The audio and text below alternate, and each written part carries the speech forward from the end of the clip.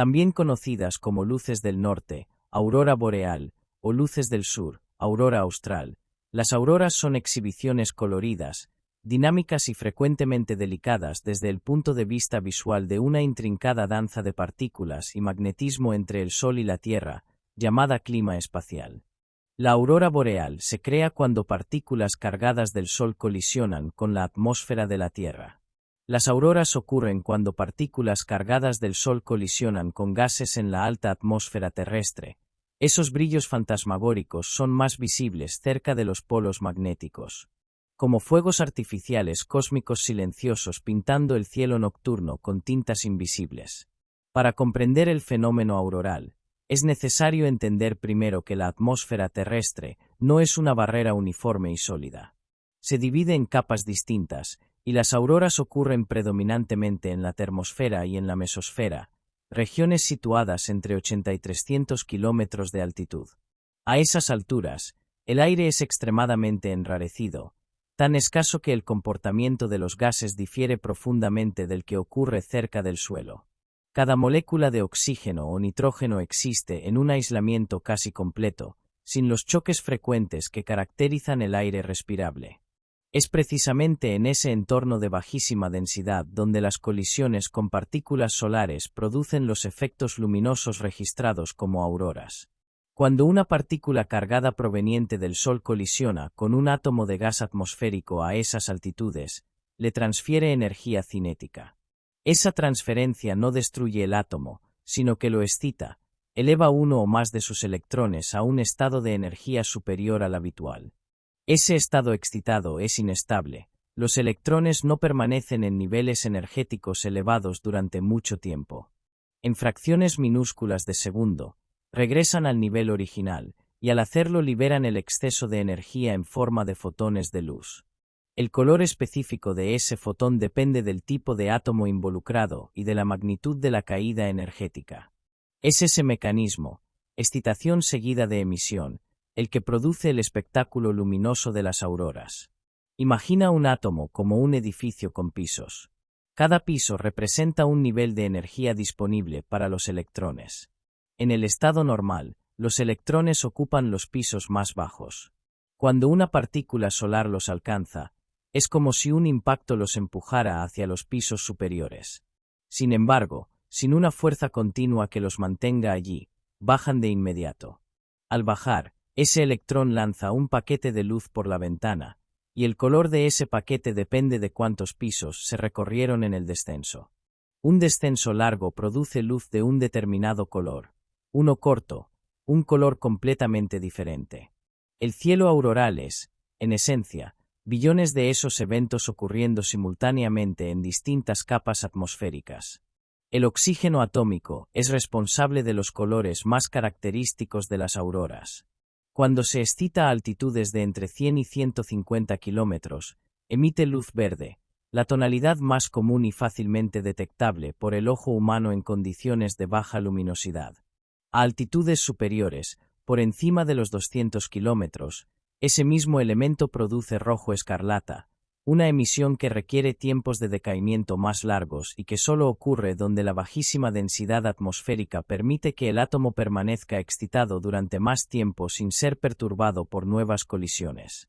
El nitrógeno molecular, por su parte, contribuye con tonos azules y morados, frecuentemente visibles en los bordes inferiores de las estructuras aurorales donde su concentración es relativamente mayor.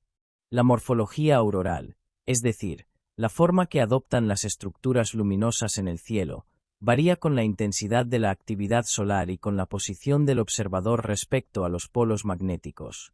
Las formas más comunes incluyen arcos, franjas homogéneas de luz que se extienden horizontalmente por el cielo como horizontes luminosos elevados. Cuando la actividad aumenta, esos arcos desarrollan estructuras verticales llamadas rayos, creando el efecto de cortinas o velos suspendidos. En episodios de alta intensidad, todo el cielo puede llenarse de formas que se mueven, se doblan y se reorganizan continuamente, en un fenómeno que los investigadores describen como tormenta auroral. Cada configuración visual corresponde a distintos patrones de deposición de energía en la atmósfera. La visibilidad de las auroras no se distribuye de forma uniforme por el planeta. Las regiones de mayor frecuencia e intensidad forman anillos alrededor de los polos magnéticos, los llamados óvalos aurorales. En el hemisferio norte, ese anillo pasa por el norte de Canadá, el sur de Groenlandia, Islandia, el norte de Noruega, Suecia, Finlandia y el norte de Rusia. En el hemisferio sur, el óvalo equivalente rodea la Antártida, alcanzando raramente latitudes donde existan poblaciones humanas permanentes. Durante tormentas geomagnéticas intensas, los óvalos se expanden hacia el ecuador, haciendo que el fenómeno sea visible en latitudes medias que normalmente nunca lo contemplarían. Registros históricos documentan auroras observadas en países mediterráneos durante eventos solares excepcionalmente poderosos. El aspecto dinámico de las auroras, el movimiento continuo de las estructuras luminosas, resulta de variaciones en tiempo real en las corrientes de partículas y en los patrones del campo magnético local. El viento solar no fluye de manera uniforme, lleva ondulaciones, turbulencias y fluctuaciones de intensidad que se propagan hasta la magnetosfera terrestre. Cuando esas variaciones alcanzan las regiones donde las líneas de campo magnético se hunden hacia los polos, las corrientes de partículas que producen las auroras oscilan en consecuencia. El resultado visual son estructuras que parecen respirar, ondular y reorganizarse según una coreografía determinada por procesos físicos que se desarrollan a cientos de miles de kilómetros de distancia. Desde el punto de vista sonoro, las auroras son completamente silenciosas a cualquier altitud. El vacío y la rarefacción extrema no permiten la propagación de ondas sonoras. Sin embargo, algunas poblaciones que históricamente habitan regiones aurorales relatan percepciones auditivas asociadas a eventos intensos, descritas como susurros, crepitaciones o suaves chasquidos. Investigaciones recientes indican que las variaciones bruscas en el campo geomagnético durante tormentas aurorales pueden inducir descargas electrostáticas cerca del suelo, particularmente en superficies como vegetación densa cubierta de rocío. Ese sería el mecanismo físico subyacente a relatos que antes parecían pertenecer al ámbito del folclore, otorgando al fenómeno auroral una dimensión auditiva sutil y poco frecuente. Las auroras existen desde hace miles de millones de años, mucho antes de que ninguna mirada humana se alzara para contemplarlas. Marte posee regiones de campo magnético residual que producen auroras localizadas. Júpiter y Saturno exhiben auroras permanentes y colosales en sus polos, alimentadas tanto por sus propios vientos solares como por la interacción con sus lunas. La sonda espacial Cassini fotografió auroras saturnianas de geometría compleja, y el telescopio Hubble registró las aurorales jovianas en ultravioleta con una resolución impresionante. El fenómeno, por tanto, no es exclusividad terrestre. Es una consecuencia universal de campos magnéticos interactuando con flujos de partículas cargadas. La Tierra ofrece condiciones únicas para su observación desde la superficie, pero el proceso físico subyacente resuena por el cosmos siempre que el magnetismo y el plasma se encuentran. La aurora boreal está causada por partículas eléctricamente cargadas que son liberadas por el Sol y viajan 150 millones de kilómetros a través del espacio hasta la Tierra. Nuestro Sol genera un viento solar intenso, que transporta alrededor de 1 millón de toneladas de plasma extremadamente caliente, electrones, protones y otras partículas, lejos del Sol cada segundo. Nuestro Sol libera constantemente un flujo de partículas cargadas conocido como viento solar. Como una manguera cósmica que vierte miles de millones de partículas eléctricamente cargadas de forma continua por el espacio. El Sol no es una esfera estática y silenciosa de gas incandescente. Su interior convulsiona con procesos termonucleares que liberan cantidades extraordinarias de energía e impulsan violentos movimientos en su capa exterior, la corona. Esa capa, visible durante los eclipses solares totales como un halo plateado alrededor del disco oscurecido, posee una temperatura de varios millones de grados Kelvin, paradójicamente mucho más caliente que la superficie visible del Sol, que registra aproximadamente 5.500 grados. Ese diferencial térmico extremo, combinado con campos magnéticos intensamente retorcidos y reorganizados de manera continua, crea las condiciones para que las partículas se aceleren y escapen de la gravedad solar, dispersándose por el espacio interplanetario en todas las direcciones. El plasma que compone el viento solar no es un gas ordinario.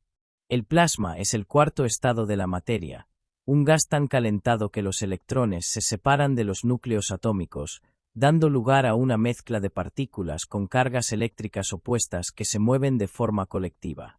En el viento solar, ese plasma consiste principalmente en protones y electrones en proporciones aproximadamente iguales, con menores cantidades de núcleos de helio y trazas de otros elementos.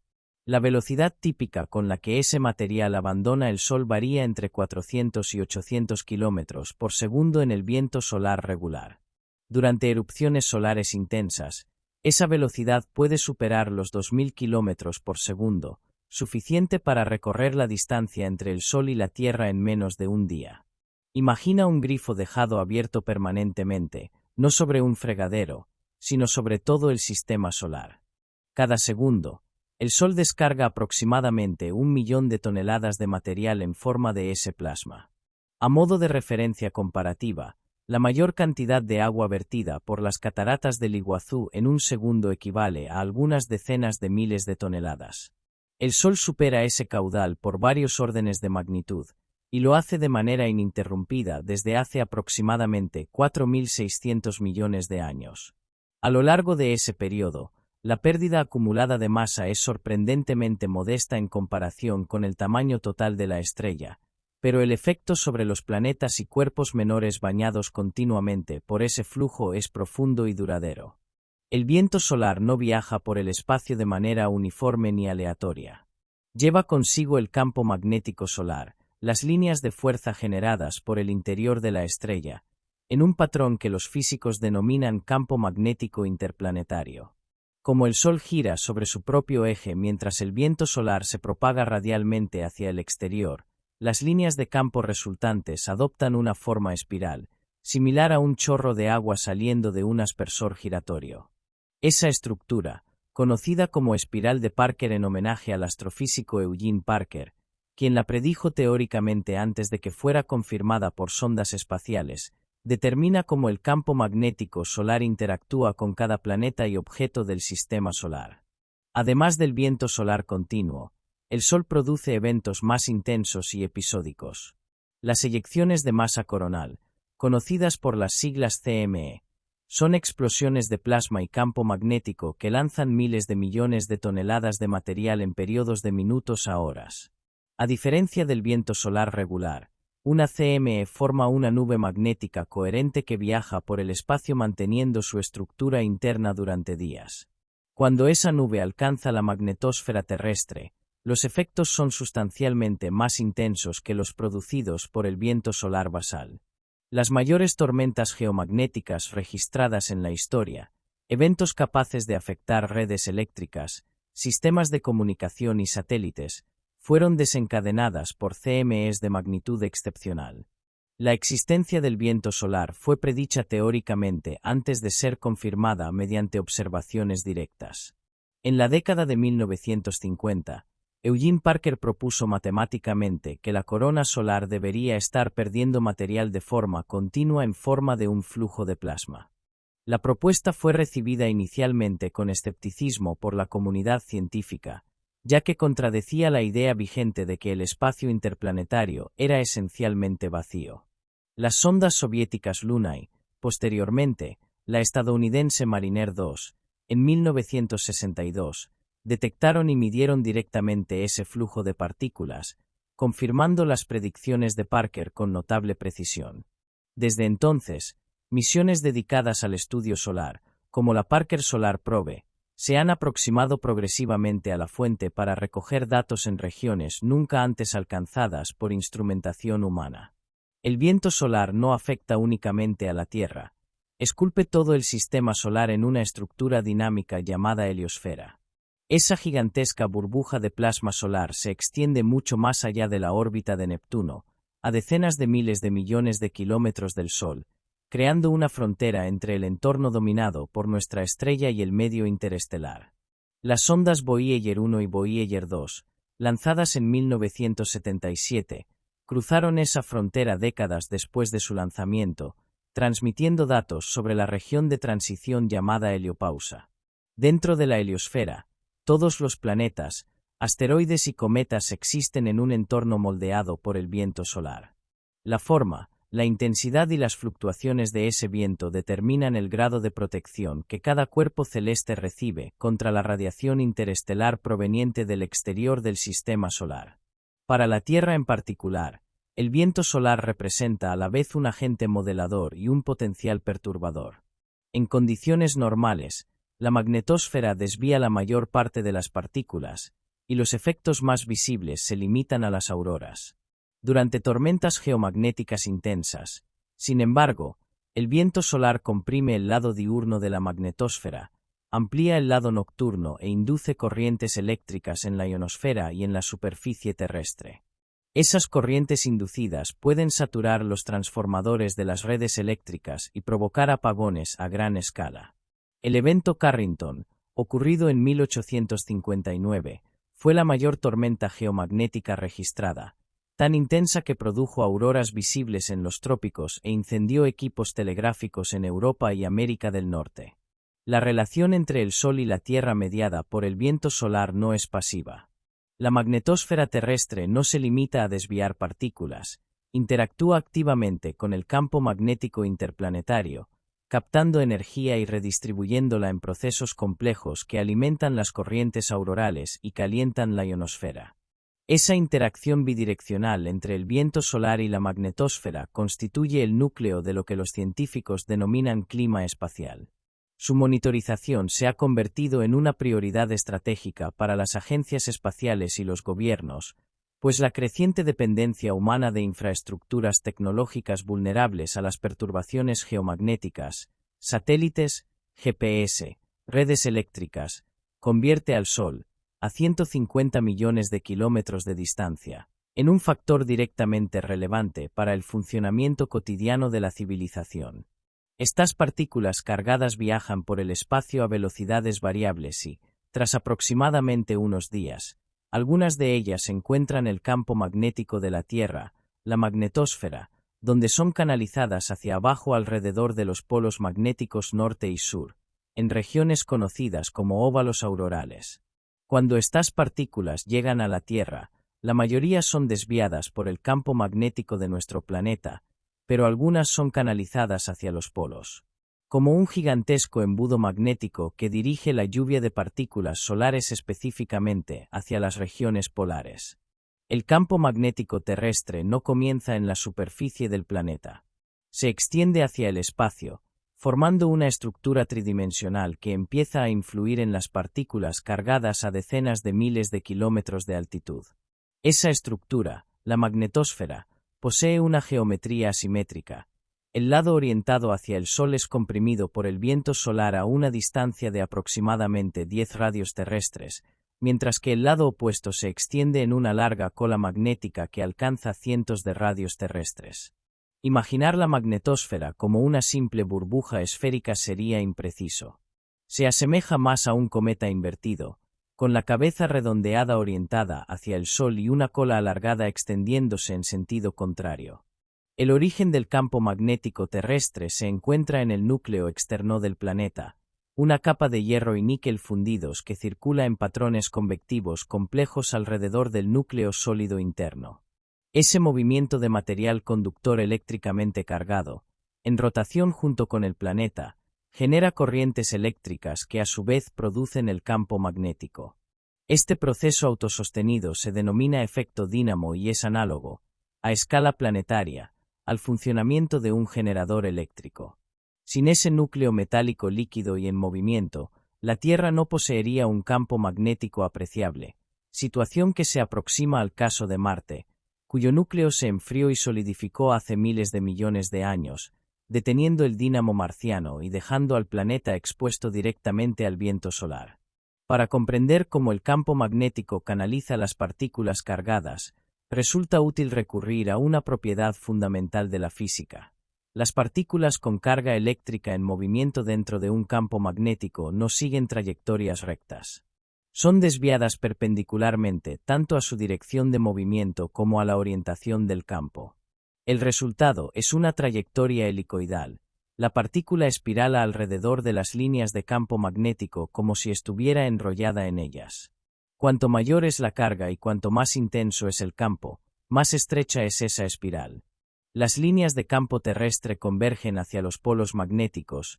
Es precisamente esa convergencia la que actúa como el embudo que dirige las partículas aurorales hacia las regiones polares en lugar de distribuirlas uniformemente por el planeta. Los polos magnéticos de la Tierra no coinciden exactamente con los polos geográficos definidos por el eje de rotación. El polo norte magnético se encuentra actualmente en el Ártico canadiense, desplazado varios cientos de kilómetros del polo norte geográfico, y ha migrado de forma perceptible en las últimas décadas en dirección a Siberia. Ese desplazamiento continuo refleja variaciones en los patrones de circulación del núcleo externo. Las líneas de campo magnético se hunden en la superficie terrestre aproximadamente en esos polos magnéticos, y es a lo largo de esas líneas donde las partículas del viento solar encuentran su camino de entrada a la atmósfera. Por eso, los óvalos aurorales, las regiones de máxima actividad auroral, no forman círculos perfectos alrededor de los polos geográficos, sino que siguen los contornos definidos por la geometría magnética real del planeta. El proceso por el cual las partículas solares penetran en la magnetosfera no es simplemente una cuestión de fuerza bruta superando la barrera magnética. Existe un mecanismo específico y fascinante llamado reconexión magnética. Cuando el campo magnético interplanetario traído por el viento solar posee una orientación antiparalela al campo magnético terrestre, es decir, cuando las líneas de campo de los dos sistemas apuntan en sentidos opuestos, estas pueden romperse y reconectarse en una nueva configuración. Ese proceso libera energía almacenada y crea canales temporales a través de los cuales las partículas cargadas penetran directamente en la magnetosfera. La reconexión magnética es uno de los fenómenos más energéticamente significativos del sistema solar y constituye la principal vía de entrada para las partículas que alimentan las auroras. Tras entrar en la magnetosfera a través de esos procesos, las partículas no llegan de inmediato a la atmósfera. Muchas quedan atrapadas en estructuras llamadas cinturones de Van Allen, zonas toroidales de radiación intensa que rodean la Tierra a altitudes intermedias. En esos cinturones, las partículas cargadas saltan repetidamente de polo a polo, espiralizando alrededor de las líneas de campo en un movimiento que puede persistir durante meses o años. Las perturbaciones geomagnéticas causadas por tormentas solares pueden inyectar partículas adicionales en esos cinturones o desestabilizar las ya existentes, precipitándolas hacia la atmósfera. Esa precipitación es la que alimenta las auroras durante las tormentas, no solo las partículas recién llegadas del Sol, sino también el material previamente almacenado en los cinturones que finalmente encuentra el camino hacia las capas atmosféricas más densas. Los óvalos aurorales no son estructuras estáticas. Su tamaño, forma e intensidad varían continuamente en respuesta a las condiciones del viento solar. Durante periodos de actividad solar mínima, los óvalos se contraen, concentrando las auroras en latitudes muy elevadas, dentro del Ártico y la Antártida. A medida que la actividad solar aumenta, los óvalos se expanden hacia el ecuador. Durante tormentas geomagnéticas severas, esa expansión puede ser drástica, empujando las auroras hacia latitudes medias donde poblaciones mucho más numerosas pueden observarlas. Satélites equipados con cámaras ultravioleta fotografían regularmente esos óvalos desde arriba, revelando sus formas en anillo y sus variaciones en tiempo real, imágenes que servirían como mapas precisos de las regiones donde, al mismo tiempo, los observadores terrestres ven el cielo iluminarse. La protección ofrecida por el campo magnético va más allá de simplemente desviar partículas hacia los polos para producir auroras. Sin la magnetosfera, el viento solar erosionaría progresivamente la atmósfera terrestre, arrancando moléculas de la ionosfera en escalas de tiempo geológicas.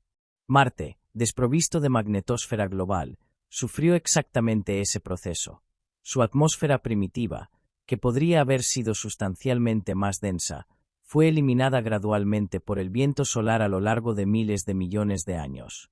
La sonda MAVEN de la NASA documentó ese proceso de erosión atmosférica marciana aún en curso. La Tierra, protegida por su dínamo interno activo, conservó la atmósfera y los océanos que hicieron posible el desarrollo y el mantenimiento de la vida. El campo magnético es, por tanto, no solo el productor de las auroras, sino uno de los factores fundamentales que hacen habitable al planeta. El ciclo se cierra donde empezó, en la corona del Sol, donde el plasma calentado a millones de grados escapa de la gravedad solar e inicia su viaje de 150 millones de kilómetros. Ese plasma encuentra la magnetosfera terrestre, interactúa con sus líneas de campo, penetra por los polos magnéticos, se precipita sobre la atmósfera enrarecida y transfiere energía a átomos de oxígeno y nitrógeno que la devuelven al universo en forma de fotones de colores. Las cortinas verdes y rojas que aparecen en los cielos polares son, en última instancia, energía solar convertida en luz visible mediante el mecanismo más elegante que ofrece la física, la transferencia y reemisión cuántica de energía. El Sol emite, el espacio conduce, el campo magnético guía, la atmósfera convierte, y el resultado es una de las exhibiciones más extraordinarias que un observador terrestre puede contemplar bajo el cielo nocturno. Los colores de la aurora dependen del tipo de partículas de gas que son alcanzadas y de la altura a la que se encuentran en la atmósfera. Verde, el color más común, causado por el oxígeno a unos 100 km sobre la Tierra. El oxígeno emite luz verde y roja, el nitrógeno brilla en azul y morado. Las auroras de color verde son más frecuentes, resultado de interacciones con átomos de oxígeno a altitudes más bajas, entre 100 y 300 kilómetros, mientras que las auroras rojas, menos comunes, se forman a partir de interacciones con átomos de oxígeno a mayor altitud, por encima de los 300 kilómetros. Como neón celestial, cada gas emitiendo un color específico cuando se energiza. La atmósfera terrestre no es homogénea, su composición química varía con la altitud de maneras precisas y mensurables. Cerca del suelo, el aire es una mezcla predominantemente de nitrógeno molecular y oxígeno molecular. A medida que aumenta la altitud, la presión disminuye, las moléculas se vuelven más dispersas y la proporción entre los componentes se altera. Por encima de los 80 kilómetros, la intensa radiación solar fragmenta las moléculas en átomos individuales. En esa región, el oxígeno atómico, un único átomo de oxígeno, no la molécula o del aire respirable, se vuelve relativamente abundante. Es esa forma atómica del oxígeno, y no la molecular, la que produce los colores más característicos de las auroras. La altitud a la que predomina cada tipo de gas determina directamente qué color se emitirá cuando lleguen las partículas solares. El verde auroral es producido por una transición electrónica específica en el oxígeno atómico que ocurre con mayor frecuencia entre 100 y 150 kilómetros de altitud.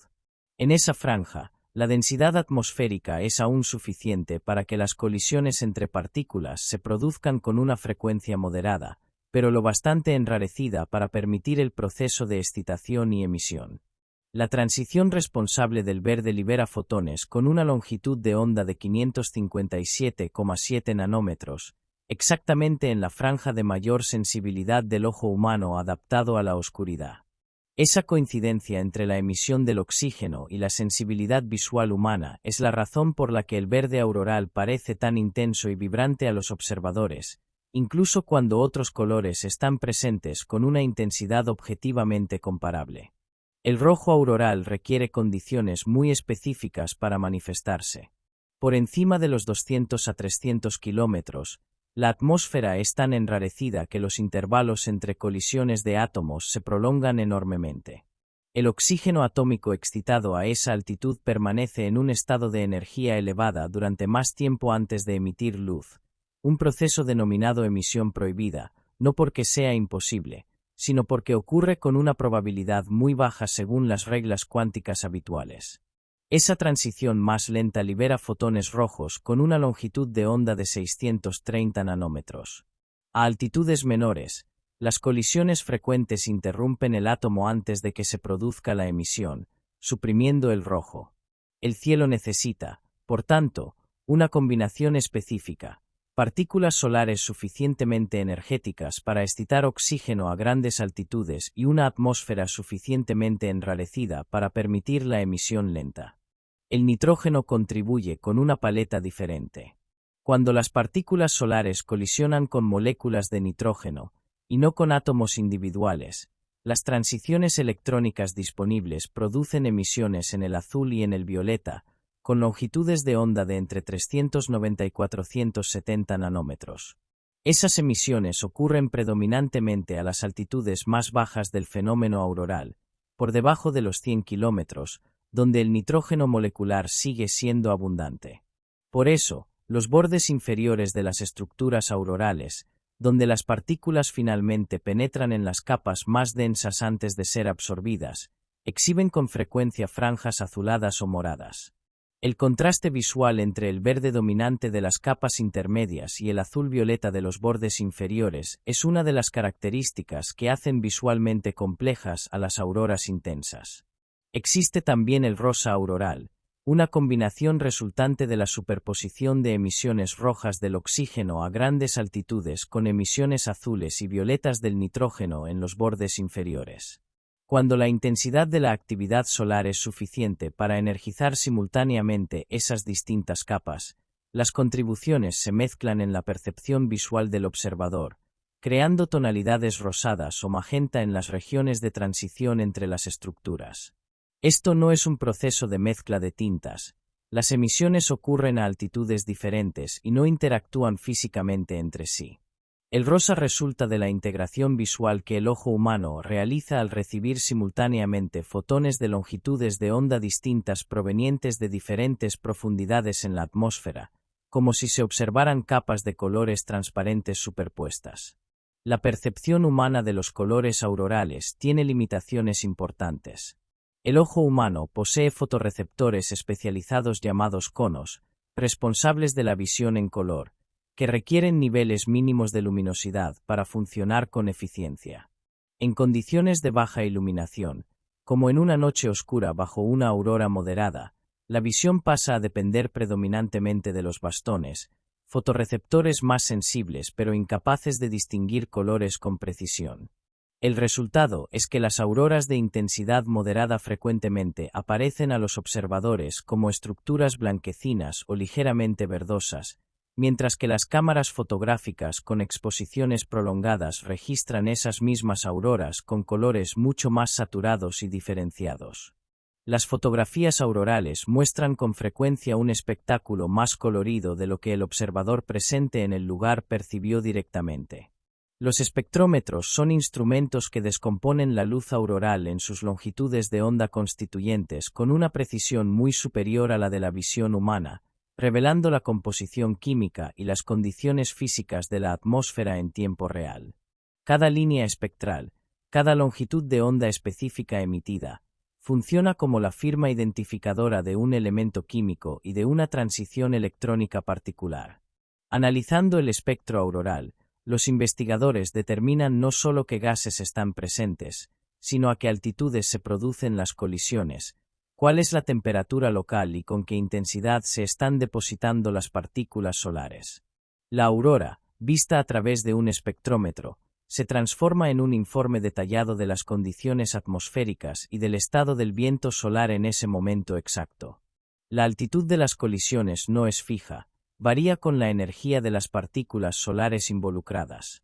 Las partículas más energéticas penetran más profundamente en la atmósfera antes de ser absorbidas, alcanzando altitudes menores donde encuentran gases más densos.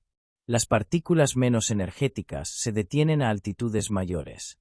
Durante una tormenta geomagnética intensa, el espectro de energías de las partículas precipitantes es amplio, y las colisiones se producen simultáneamente a múltiples altitudes.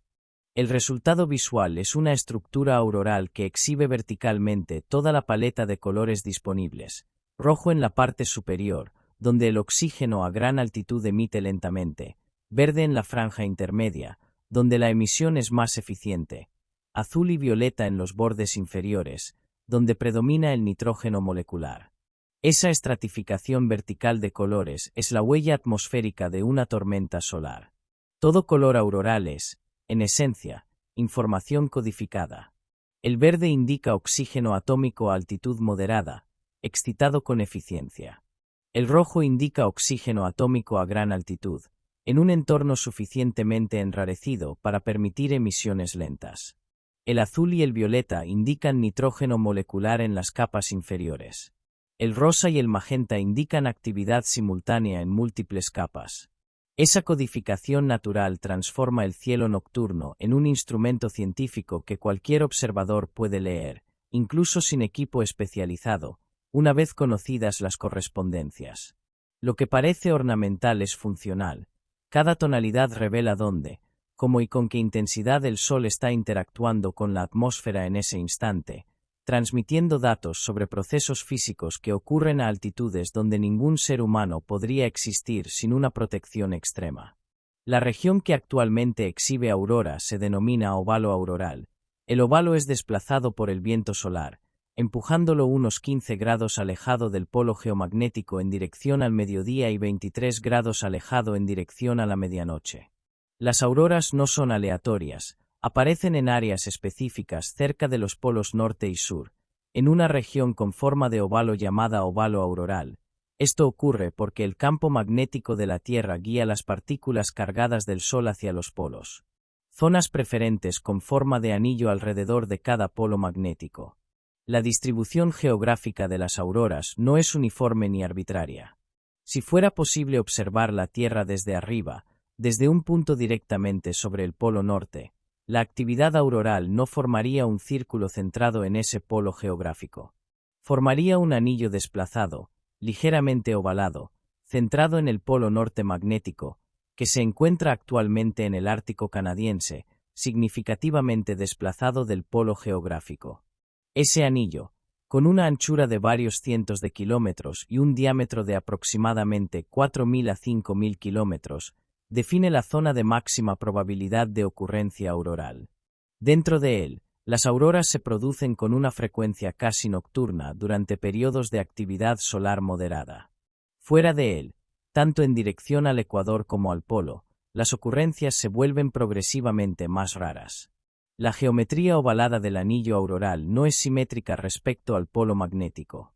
El viento solar, que fluye continuamente desde el Sol, comprime el lado de la magnetosfera orientado hacia él y estira el lado opuesto. Esa asimetría en la geometría magnética desplaza el óvalo auroral de manera predecible. En el lado orientado hacia el Sol, el lado del mediodía local, el óvalo se acerca al polo, llegando a tan solo 15 grados del polo magnético. En el lado opuesto, orientado lejos del Sol, el lado de la medianoche local, el óvalo se aleja del polo, llegando a 23 grados de distancia. Esto significa que un observador a una determinada latitud ártica puede estar dentro del óvalo auroral a medianoche y fuera de él al mediodía del mismo día, sin moverse ni un solo kilómetro. Dentro del óvalo auroral, no toda región tiene la misma probabilidad de exhibir auroras con igual intensidad. La parte más activa se concentra en la región de medianoche local, donde la cola de la magnetosfera, la larga extensión en el lado nocturno, descarga energía almacenada en eventos llamados subtormentas. Una subtormenta auroral es un episodio de intensificación súbita que dura típicamente entre 1 y 3 horas, durante el cual los arcos aurorales se fragmentan, proliferan y cubren rápidamente grandes extensiones del cielo. Los observadores situados dentro del óvalo durante una subtormenta son testigos de una de las transformaciones visuales más dramáticas que puede exhibir el cielo. Estructuras estáticas que de repente explotan en movimiento, cubriendo el horizonte en cuestión de minutos. Las ciudades situadas en las latitudes del óvalo auroral se encuentran entre las más visitadas del mundo por turistas en busca del fenómeno. Troms, en el norte de Noruega, Fairbanks en Alaska, Yellowknife en Canadá, Rovaniemi en Finlandia y Abisko en Suecia se sitúan dentro o muy cerca del óvalo auroral norte. Cada una de esas localidades registra auroras visibles una media de más de 200 noches al año durante periodos de actividad solar moderada a alta. En el hemisferio sur, el óvalo equivalente rodea la Antártida, continente sin población permanente fuera de las estaciones científicas, lo que explica por qué la aurora austral es observada con mucha menos frecuencia por seres humanos, a pesar de producirse con igual intensidad y regularidad. El tamaño del óvalo auroral no es fijo. Respira en respuesta a las condiciones del viento solar. Durante periodos de actividad solar mínima, el óvalo se contrae, retirando la zona auroral hacia latitudes muy elevadas y concentrando el fenómeno en regiones remotas del Ártico y la Antártida. Durante tormentas geomagnéticas moderadas, el óvalo se expande, desplazándose hacia el ecuador y haciendo las auroras accesibles a poblaciones de latitudes medias.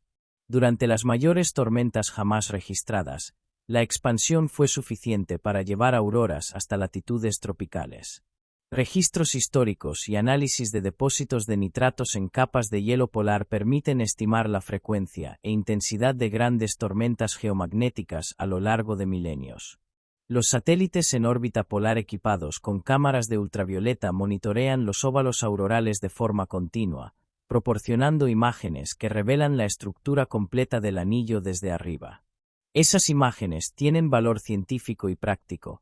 Permiten identificar en tiempo real la posición e intensidad del óvalo, predecir dónde serán visibles las auroras en las próximas horas y monitorear la respuesta de la magnetosfera a eventos solares. La comparación simultánea entre las imágenes de los óvalos norte y sur permite a los investigadores estudiar cómo la magnetosfera procesa la energía del viento solar de forma global, algo imposible de hacer únicamente con observaciones terrestres puntuales. Cada imagen del óvalo capturada desde el espacio es esencialmente una instantánea del estado del clima espacial alrededor de todo el planeta. El concepto de óvalo auroral fue desarrollado formalmente solo en la segunda mitad del siglo XX, aunque las poblaciones árticas describían desde hacía milenios la existencia de zonas preferentes para el fenómeno. El geofísico noruego Christian Birkeland, a principios del siglo XX, realizó notables experimentos con esferas magnéticas bombardeadas por electrones, reproduciendo a escala de laboratorio los patrones de precipitación auroral observados en el Ártico. Sus teorías sobre corrientes eléctricas que fluyen a lo largo de las líneas de campo magnético, ahora denominadas corrientes de Birkeland, fueron rechazadas inicialmente, pero confirmadas décadas después mediante mediciones de satélites. El óvalo auroral que hoy se monitorea en tiempo real por redes globales de cámaras y satélites tiene su cartografía sistemática fundada en el trabajo pionero de ese científico que observaba el cielo noruego hace más de un siglo. La posición del óvalo auroral se cuantifica mediante un índice geomagnético llamado Kp, que varía de 0 a 9 y resume el nivel global de perturbación geomagnética en intervalos de 3 horas. Con un Kp de 0 o 1, el óvalo está completamente retraído en torno a las latitudes más elevadas, auroras visibles únicamente en el extremo norte de Noruega o en el centro del Ártico canadiense. Con un Kp de entre 4 y 5, ciudades como Oslo, Estocolmo o Edimburgo entran ocasionalmente en la zona auroral.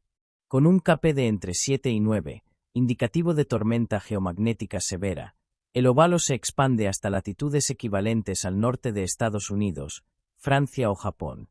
Aplicaciones y servicios de alertas aurorales utilizan las previsiones de Kp para notificar a los aficionados cuando las condiciones favorecen la observación en sus latitudes específicas.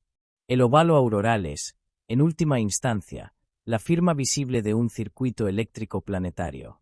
Corrientes de partículas cargadas fluyen desde el viento solar hacia la magnetosfera, recorren las líneas de campo magnético hasta la ionosfera polar, circulan horizontalmente por la ionosfera y regresan al espacio, todo en escalas de tiempo de minutos a horas. El óvalo marca el trazado donde ese circuito descarga energía en la atmósfera.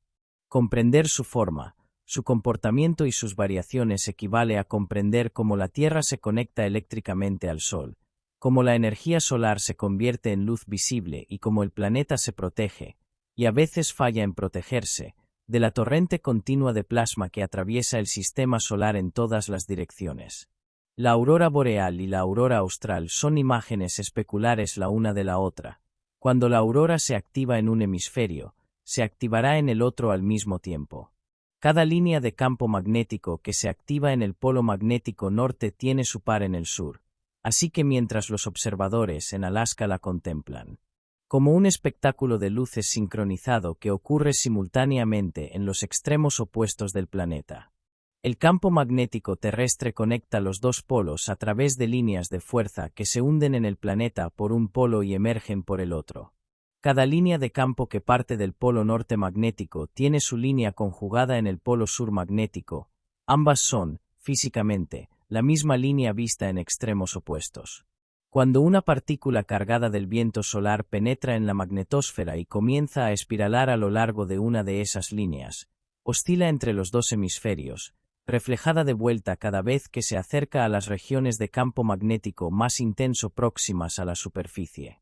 Finalmente, al perder energía en colisiones atmosféricas en uno de los extremos, la partícula deposita energía y produce emisión auroral en ese hemisferio, mientras que un proceso análogo ocurre en el extremo conjugado de la misma línea de campo. La sincronía entre la aurora boreal y la aurora austral fue documentada por satélites capaces de capturarlas simultáneamente. Imágenes obtenidas por misiones como la IMAGE y la Cluster muestran los dos óvalos aurorales desarrollándose en espejo, con estructuras equivalentes apareciendo casi simultáneamente en los hemisferios norte y sur.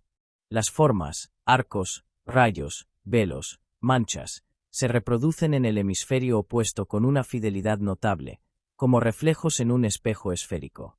Ese espejeo no es perfecto porque los polos magnéticos norte y sur no son antipodales, no están en puntos diametralmente opuestos del globo, y porque la geometría real de la magnetosfera introduce asimetrías.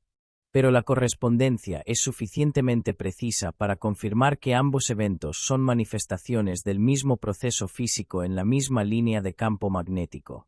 La noción de puntos conjugados deriva directamente de esa geometría de líneas de campo. Cada localidad dentro del óvalo auroral norte tiene un punto conjugado en el hemisferio sur, una ubicación geográfica que comparte la misma línea de campo magnético. Si se producen auroras sobre Troms, en Noruega, el punto conjugado correspondiente se encuentra sobre el Océano Índico Meridional o sobre la Antártida, según la geometría específica. Los investigadores han aprovechado esa propiedad realizando observaciones simultáneas desde estaciones conjugadas, una en el Ártico y otra en la Antártida, para estudiar cómo se distribuye la energía entre los dos hemisferios a lo largo de una misma línea de campo. Los hallazgos revelaron que el espejeo, aunque real, presenta diferencias sutiles que contienen información sobre la estructura interna de la magnetosfera. La sincronía auroral tiene implicaciones que van más allá de la belleza visual. Demuestra que la magnetosfera funciona como un sistema coherente e integrado, no como una colección de procesos independientes que ocurren en diferentes regiones. Una perturbación en el viento solar afecta simultáneamente a ambos hemisferios porque ambos están conectados por la misma red de líneas de campo que atraviesa el planeta. Las corrientes eléctricas que fluyen por la ionosfera en el hemisferio norte tienen su contraparte en el sur, y los dos sistemas están eléctricamente acoplados. Comprender ese acoplamiento es fundamental para los modelos de clima espacial que buscan predecir los efectos de las tormentas geomagnéticas sobre infraestructuras tecnológicas distribuidas globalmente. Desde el punto de vista de un observador, la sincronía es prácticamente imposible de verificar directamente, ya que los dos óvalos aurorales están separados por toda la extensión del planeta. Alguien en Troms, en Noruega, no puede ver simultáneamente lo que ocurre sobre la Antártida.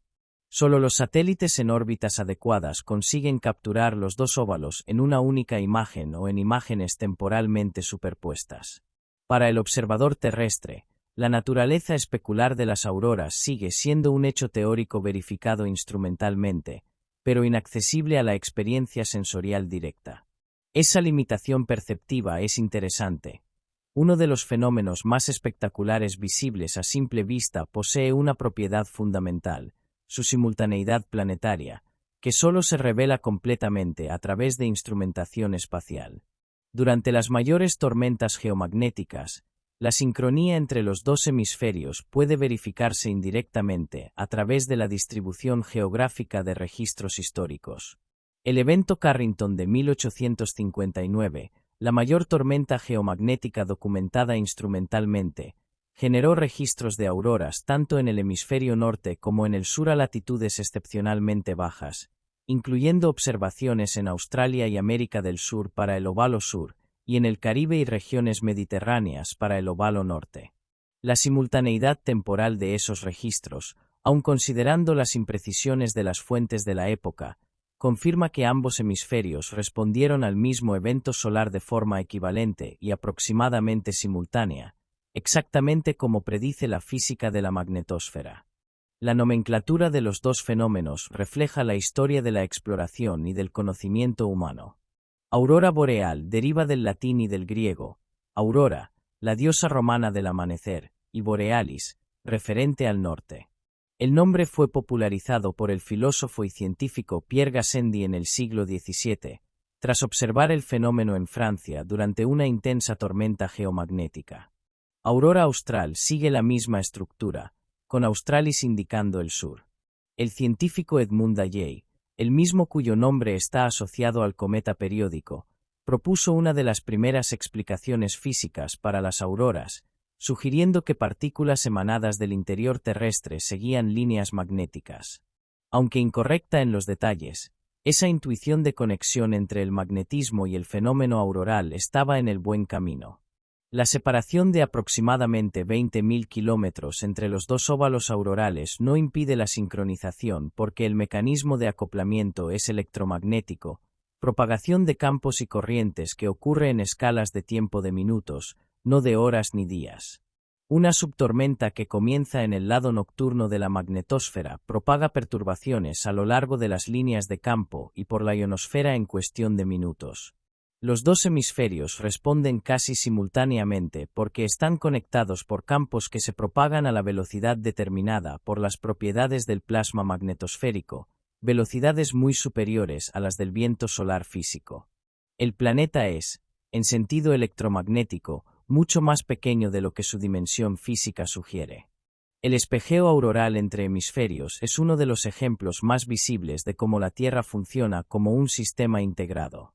El campo magnético no es únicamente un escudo pasivo, es una red activa que conecta regiones geográficamente remotas a través de procesos físicos en tiempo real. La misma línea invisible que guía partículas para producir auroras verdes sobre la Laponia finlandesa conecta ese punto con un lugar sobre el océano Antártico donde, simultáneamente, el mismo proceso se desarrolla bajo un cielo que ningún observador humano casual contempla. Esa asimetría entre los dos hemisferios, uno densamente poblado y observado, el otro prácticamente inaccesible, crea la impresión de que la aurora boreal es más común que la aurora austral, cuando en realidad ambas ocurren con igual frecuencia e intensidad, separadas únicamente por la distribución irregular de los continentes y de las poblaciones humanas sobre la superficie del planeta.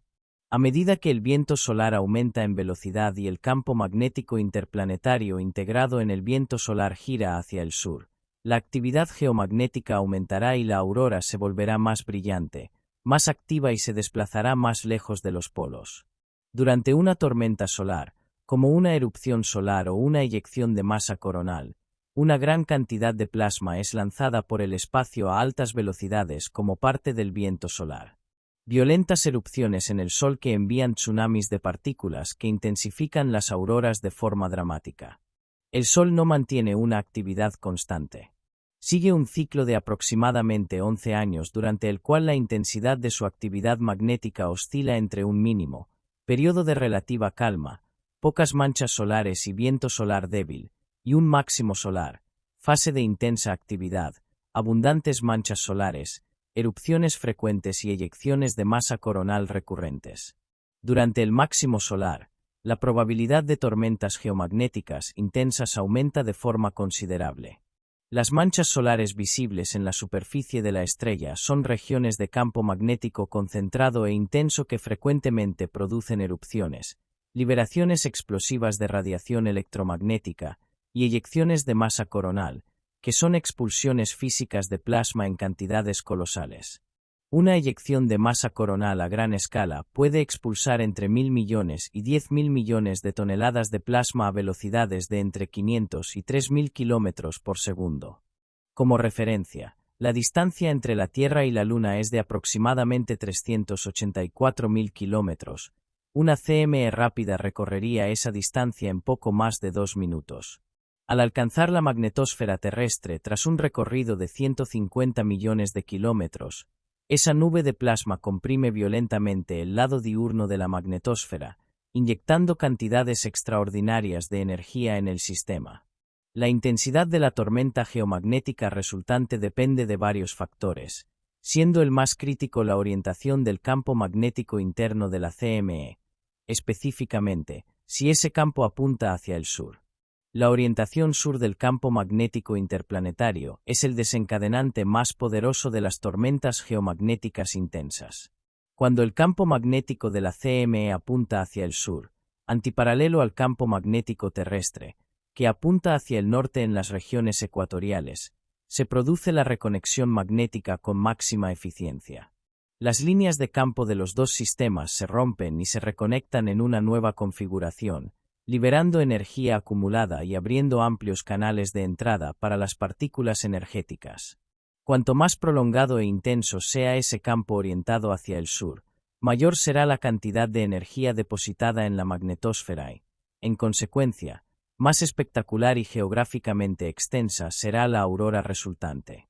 El efecto más inmediatamente perceptible de una tormenta geomagnética severa sobre las auroras es la expansión dramática de los óvalos aurorales en dirección al ecuador.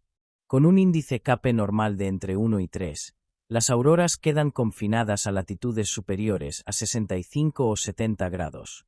Con un Kp de entre 7 y 9, indicativo de tormenta severa, el óvalo se expande hasta latitudes de entre 45 y 50 grados, situando las auroras sobre el norte de Estados Unidos, el centro de Europa y el norte de Japón. En eventos extremos como el Carrington, la expansión puede alcanzar latitudes de entre 20 y 30 grados, haciendo visibles las auroras en los trópicos. Poblaciones que nunca han visto el fenómeno y viven en regiones donde normalmente no ocurre pueden observarlo durante esos raros episodios de máxima intensidad. Además de la expansión geográfica, las tormentas solares intensas alteran cualitativamente el fenómeno auroral. Las auroras que en condiciones normales aparecen como arcos relativamente estáticos y verdosos se transforman en estructuras de movimiento rápido que cubren todo el cielo disponible. La intensidad luminosa aumenta hasta el punto de proyectar suaves sombras en el suelo. Colores que raramente aparecen en condiciones normales, rojo intenso, morado vívido, tonos de rosa, se vuelven dominantes porque la cantidad de energía depositada es suficiente para excitar capas atmosféricas a múltiples altitudes simultáneamente. Los observadores que han vivido grandes tormentas aurorales describen el fenómeno como incomparable a cualquier otra experiencia visual, una cobertura luminosa dinámica que parece envolver por completo al observador. Las tormentas geomagnéticas tienen efectos que van mucho más allá de lo visual. Los satélites en órbita baja experimentan un aumento del rozamiento atmosférico porque el calentamiento de la ionosfera por las corrientes geomagnéticas expande la atmósfera hasta mayores altitudes, aumentando la densidad del medio donde circulan los satélites y acelerando su caída orbital. El GPS puede sufrir una degradación significativa porque las señales de radio deben atravesar una ionosfera perturbada y calentada de forma irregular. Las redes eléctricas de alta tensión son vulnerables porque las corrientes geomagnéticas inducidas en el suelo pueden saturar transformadores de alta potencia. La tormenta geomagnética de marzo de 1989 provocó el colapso total de la red eléctrica de Quebec, en Canadá, dejando a 6 millones de personas sin electricidad durante hasta 9 horas. La predicción de tormentas geomagnéticas se ha convertido en un campo científico y operativo de relevancia. Los satélites situados en el punto L1, un punto de equilibrio gravitacional entre el Sol y la Tierra, a aproximadamente 1,5 millones de kilómetros del planeta, monitorean el viento solar en tiempo real y proporcionan alertas con una antelación de entre 15 y 60 minutos antes de la llegada de una CME. La misión Discover de la NOAA opera en ese punto precisamente con ese propósito. Centros de clima espacial en varios países emiten alertas a operadores de satélites, compañías eléctricas, aerolíneas y organismos militares cuando se detectan CMEs significativas con rumbo de colisión hacia la Tierra, permitiendo adoptar medidas preventivas como el apagado controlado de sistemas vulnerables. El ciclo solar que determina la frecuencia de las tormentas es en sí mismo objeto de intensa investigación. El ciclo de 11 años está bien establecido, pero su amplitud varía. Algunos máximos solares son mucho más activos que otros. El máximo solar que tuvo lugar en torno a 2024 a 2025 produjo eventos geomagnéticos significativos observables en latitudes medias de ambos hemisferios, reavivando el interés público por el fenómeno auroral. Los investigadores buscan desarrollar modelos de predicción a largo plazo de la actividad solar capaces de anticipar no solo el próximo máximo, sino también su probable intensidad, información de gran valor estratégico para la planificación de infraestructuras tecnológicas cuya vida útil abarca múltiples ciclos solares. La relación entre las tormentas solares y las auroras cierra un ciclo que comienza en el núcleo del Sol y termina en los ojos de un observador en Tierra. Los procesos termonucleares en el interior solar producen energía que calienta y agita la corona. La inestable corona lanza plasma al espacio en eventos que van desde los continuos y suaves hasta los explosivos y arrasadores. Ese plasma recorre 150 millones de kilómetros, encuentra la magnetosfera, deposita energía según reglas determinadas por la orientación relativa de los campos magnéticos y alimenta corrientes eléctricas que recorren las líneas de campo hasta la ionosfera polar. Allí, a entre 100 y 300 kilómetros de altitud, los átomos de oxígeno y nitrógeno reciben esa energía y la devuelven al universo como fotones verdes, rojos, azules y violetas, los mismos fotones que recorren los últimos kilómetros hasta la superficie y entran en los ojos de quien mira hacia arriba en una noche ártica despejada, sin saber que está siendo testigo, de forma directa y sensorial, del funcionamiento de una máquina cósmica de escala planetaria. La aurora existe casi todo el tiempo, puede verse en algún lugar de la Tierra casi todas las noches del año. La aurora tranquila consiste en arcos simples que discurren de este a oeste a través del cielo en latitudes muy elevadas. En las regiones polares, la aurora boreal y la aurora austral aparecen alrededor de la mitad de las noches de un año determinado. Fenómeno constante pero geográficamente limitado, siempre ocurriendo en algún lugar pero invisible para la mayor parte de la humanidad. La percepción común sobre las auroras es la de un evento raro, algo que exige planificación, viaje y suerte para ser presenciado. Esa percepción es parcialmente correcta para la mayor parte de la humanidad, pero no refleja la realidad física del fenómeno. El viento solar fluye continuamente desde el Sol sin interrupción. La magnetosfera terrestre interactúa con él sin pausas. Las corrientes de partículas que descienden por las líneas de campo magnético hacia los polos nunca cesan por completo, solo varían en intensidad. El resultado es que auroras de algún tipo están presentes en alguna latitud en casi cualquier momento.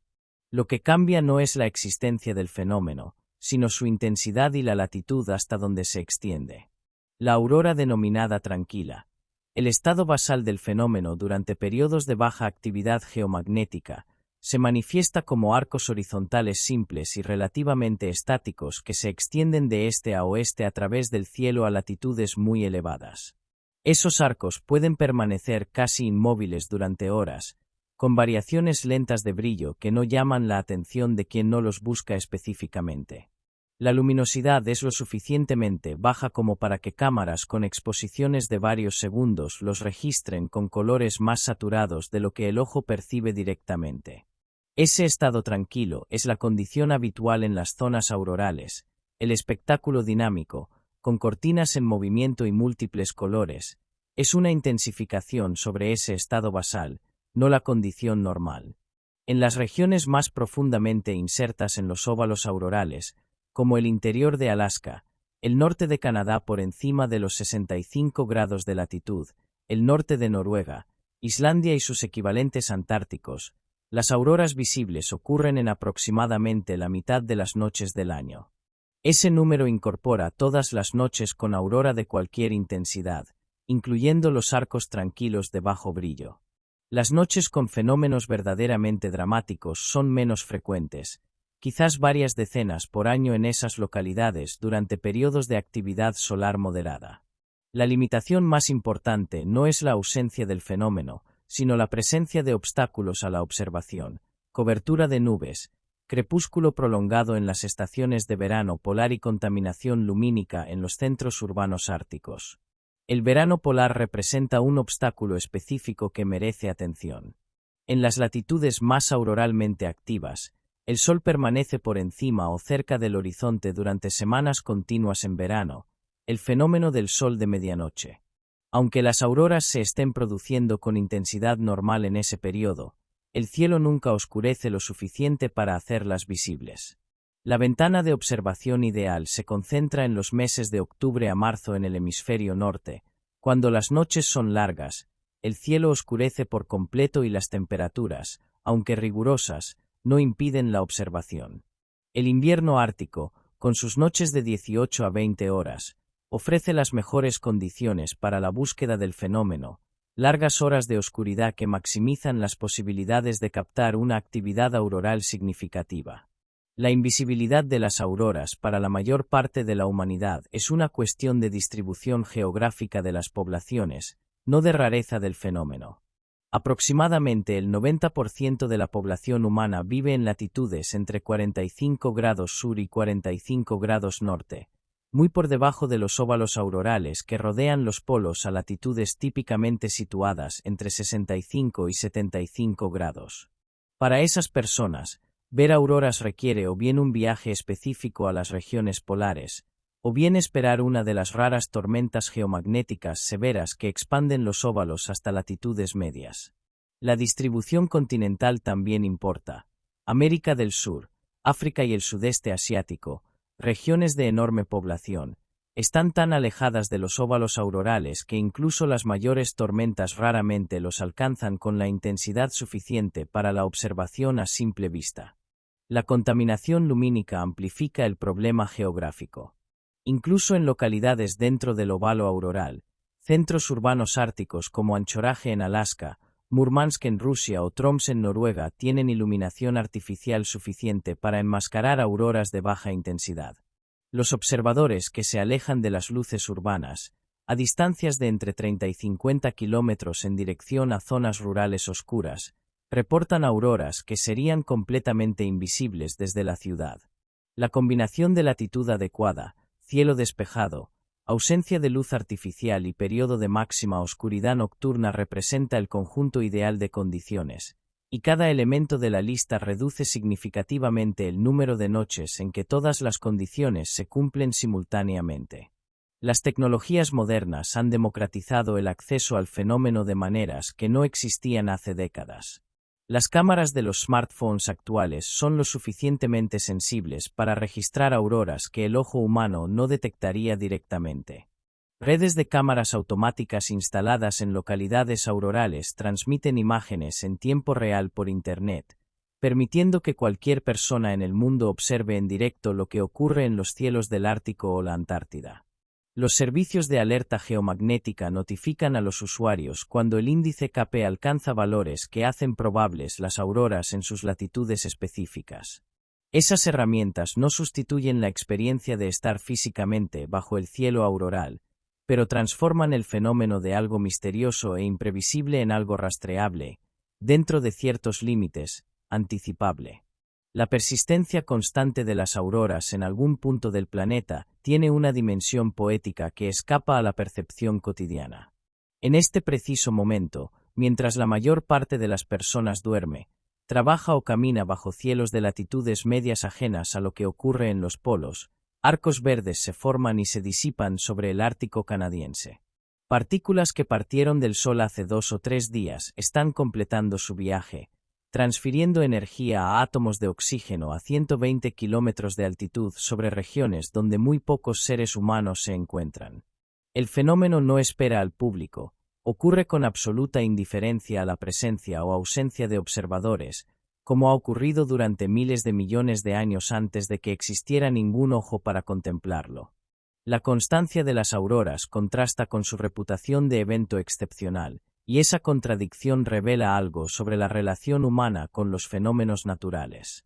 Aquello que es permanente pero geográficamente inaccesible se convierte en algo raro dentro de la experiencia subjetiva, y la rareza de la experiencia personal domina la percepción, independientemente de la frecuencia objetiva del fenómeno.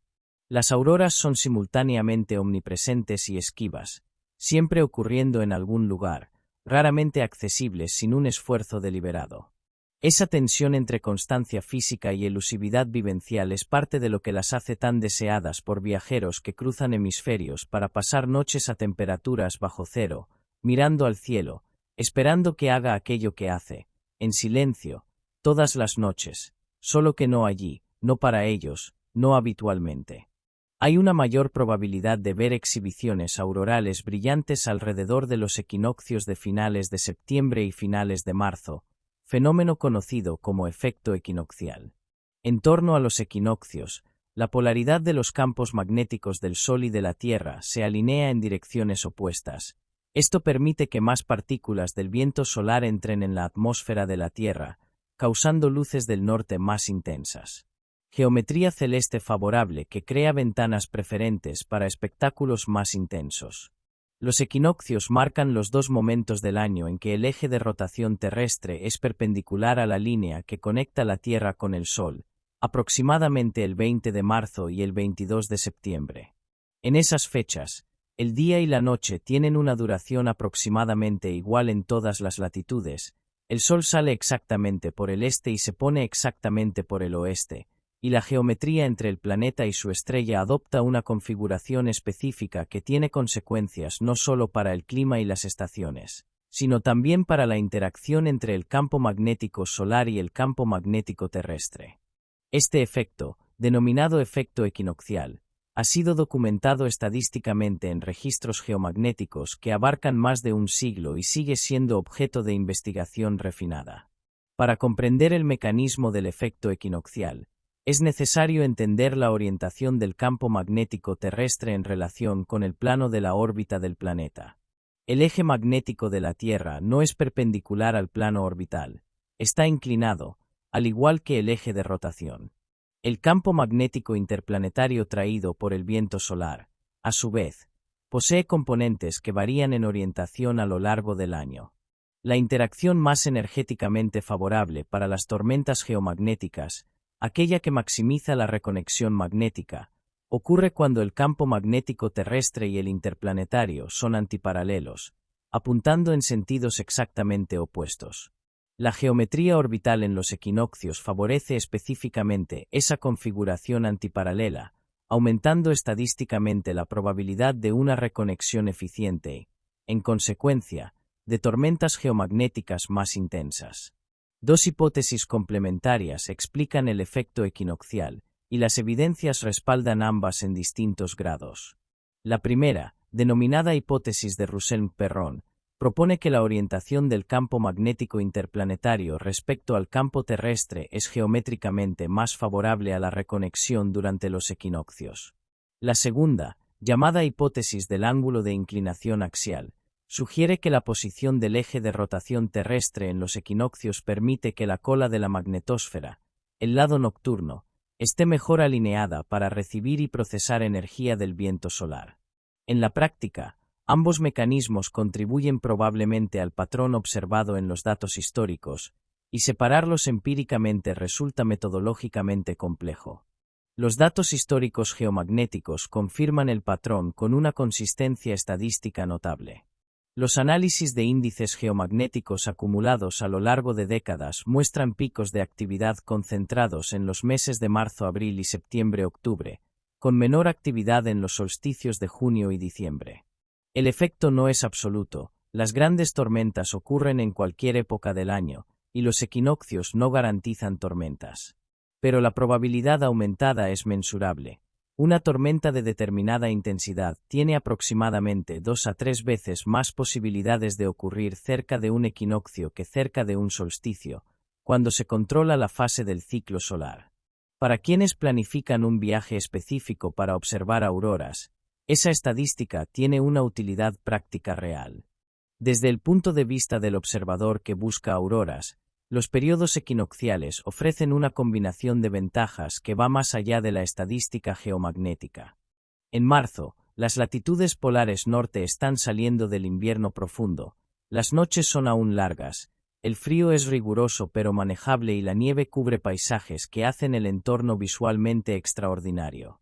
En septiembre, el otoño ártico ha llegado, las noches empiezan a alargarse de forma significativa, aparecen las primeras heladas y el cielo tiende a estar menos nublado que en pleno invierno.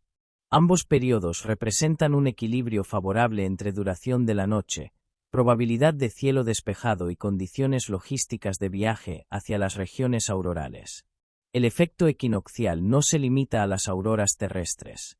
Cualquier planeta con campo magnético en órbita alrededor de una estrella que emite viento solar experimentaría variaciones estacionales análogas en la intensidad de las interacciones geomagnéticas, dependiendo de la geometría orbital y de la inclinación del eje magnético.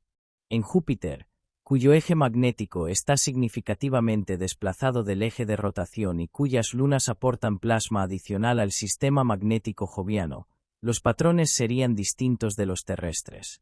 El efecto equinoccial en la Tierra es, por tanto, una instancia específica de un principio general. La geometría orbital de un planeta influye en la eficiencia con la que su campo magnético interactúa con el viento estelar. La previsibilidad estacional del efecto equinoccial representa una herramienta valiosa tanto para la planificación científica como para la turística. Las misiones de observación científica que dependen de una actividad geomagnética intensa, como los experimentos de física ionosférica con cohetes de sondeo, se programan frecuentemente para las ventanas equinocciales. El turismo auroral, que representa una industria económicamente relevante para países como Noruega, Islandia y Finlandia, también orienta parte de su estacionalidad por el efecto equinoccial, concentrando los paquetes premium de observación en los periodos de marzo y septiembre. La combinación de previsibilidad estadística con condiciones de cielo aún razonables hace que esas ventanas resulten especialmente atractivas para quienes no pueden simplemente esperar indefinidamente a que se produzca una tormenta geomagnética intensa. El efecto equinoccial es un recordatorio de que la Tierra no existe aislada en el espacio. Orbita una estrella activa en geometrías específicas que cambian continuamente y que tienen consecuencias mensurables sobre prácticamente todos los fenómenos que dependen de la interacción entre el planeta y el Sol. La estación del año, la posición orbital, la inclinación axial, todos esos parámetros que determinan el clima y las condiciones de vida en la superficie también modulan, de formas menos evidentes, la intensidad del clima espacial. La misma geometría que produce el aumento progresivo de las horas de luz en marzo en el hemisferio norte también alinea los campos magnéticos de una forma que favorece la entrada de partículas solares y el espectáculo auroral. El cosmos es un sistema integrado donde los cambios de geometría en una dimensión reverberan en dimensiones aparentemente inconexas. La ventana equinoccial de septiembre tiene una particularidad adicional relevante. Coincide con el periodo del equinoccio de otoño en el hemisferio norte, cuando las condiciones atmosféricas en las latitudes árticas ofrecen con mayor frecuencia cielos despejados que en pleno invierno, cuando los sistemas de tormenta son más habituales. La combinación de un aumento estadístico en la actividad geomagnética con mejores condiciones medias de observación atmosférica hace de septiembre, para muchos especialistas en turismo auroral, el periodo más recomendado del año para viajes específicos al Ártico con el objetivo de observar el fenómeno. Marzo ofrece ventajas similares, con el beneficio adicional de noches aún muy largas y paisajes invernales intactos, mientras que septiembre combina una actividad geomagnética favorable con el inicio del otoño ártico, aún accesible en términos de temperatura y logística. Desde luego que sí. Las auroras no son algo que ocurra únicamente en la Tierra. Si un planeta tiene atmósfera y campo magnético, probablemente tenga auroras. Hemos visto auroras increíbles en Júpiter y Saturno. Se han observado auroras en todos los planetas con campos magnéticos excepto en Neptuno. El mecanismo físico es el mismo, pero las consecuencias pueden ser muy diferentes. Las auroras de Júpiter son particularmente poderosas, brillando intensamente en la parte ultravioleta del espectro. Fenómeno universal donde quiera que los campos magnéticos planetarios canalicen partículas cargadas hacia las atmósferas. La Tierra no es especial, solo es el planeta donde los humanos pueden ser testigos en persona de este ballet cósmico de luz y magnetismo.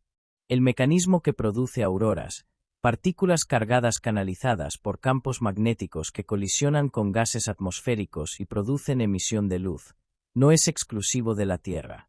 Es una consecuencia directa de leyes físicas universales. Siempre que un campo magnético suficientemente intenso existe alrededor de un cuerpo con atmósfera, y siempre que hay una fuente de partículas cargadas en el entorno, ya sea el viento solar u otras fuentes locales, las condiciones para que se formen auroras están satisfechas. El sistema solar ofrece múltiples laboratorios naturales donde ese mecanismo opera en condiciones radicalmente distintas de las terrestres, produciendo auroras que, aunque físicamente análogas, difieren de la versión terrestre en escala, color, origen de las partículas y frecuencia. Júpiter posee las auroras más poderosas del sistema solar.